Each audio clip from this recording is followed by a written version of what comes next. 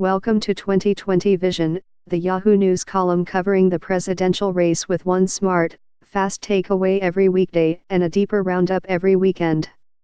Reminder, there are 137 days until the Iowa caucuses and 411 days until the 2020 election.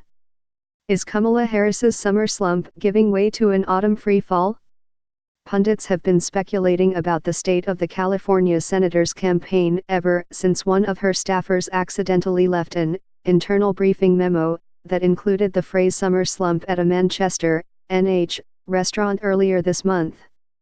They have pointed out that after starting strong in January, with a crowd of 20,000 at her announcement rally, and getting stronger in June, with a debate stage evisceration of Joe Biden that briefly propelled her into second place in polls, Harris has struggled to maintain altitude, descending from an average of 15.2% nationally, to less than half that number today. None of which is all that unusual in a presidential primary: the polling fluctuations, the breathless commentary, the premature obituaries. After all, unlike general election opponents, those in a primary mostly back the same policies, and it's easy for voters to repeatedly change their mind based on the weekly news cycle. But the latest round of bad news seems different. On Tuesday, 3 key primary polls were released to the public.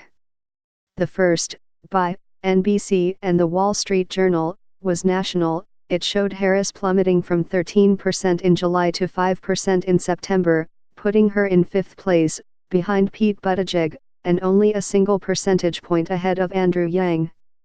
No other major candidate lost significant ground in the NBC/WSJ poll. In fact, Biden gained 5 points and Elizabeth Warren gained 6. The second poll, commissioned by Focus on Rural America and conducted by Harris's own chief pollster, took the temperature of Democratic primary voters in Iowa. It showed an even bigger decline for Harris than the new national poll, a loss of 13 percentage points between July and September. In that poll, Harris now ranks 6th, behind Amy Klobuchar. The third and final poll, meanwhile, came out of California.